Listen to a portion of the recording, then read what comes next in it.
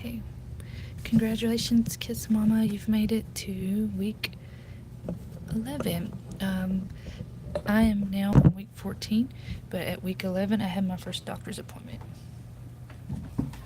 I opted for the test. This was the first pregnancy that I did, where they take the diagnostic test where they take blood. I think they call it the M23 for short. The PPA is a blood test measuring plasma protein, can sometimes recognize chromosome abnormalities, but we ended up getting an ultrasound too. That same, or it was just myself because I didn't realize that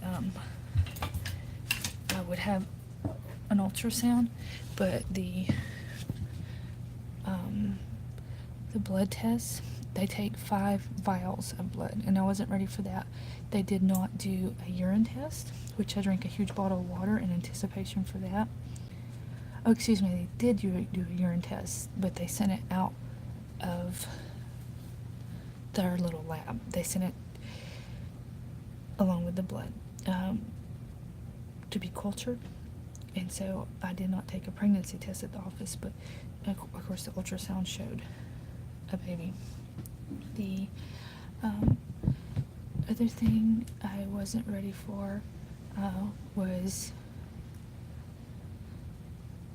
the call that they gave about 6 days after. I did not know that they would just randomly call me and let me know that everything. Take this thing here. Yeah. Okay, go play in your room. Don't come back out. It's quiet time, okay? You go fix your hair.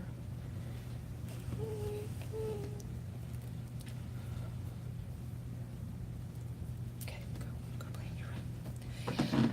So and that was wonderful. I was in the middle of teaching art class and I received a call, and the nurse just candidly said, your blood test, everything came back positive. There was no, I forget her exact wording, but cause for alarm or needing me to come in and meet with the doctor.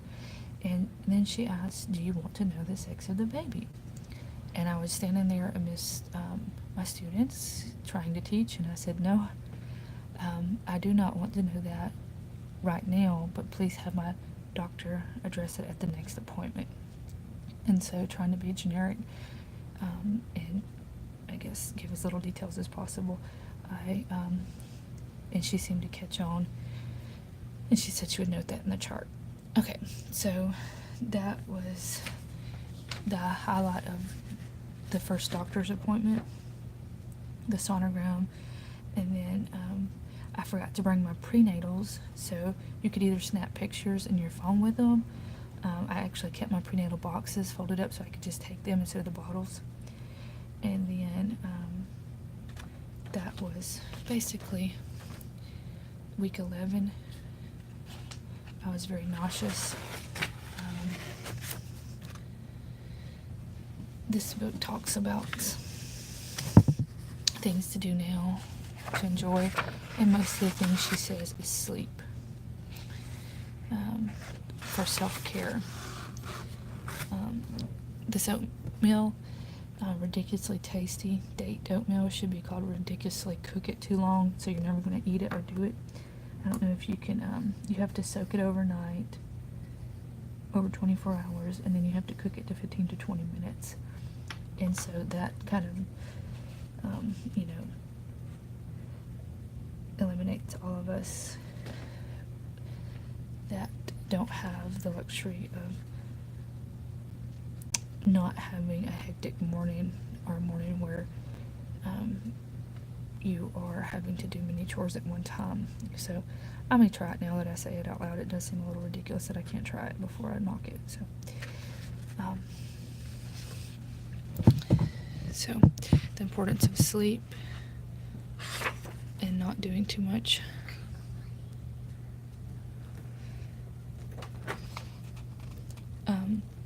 And then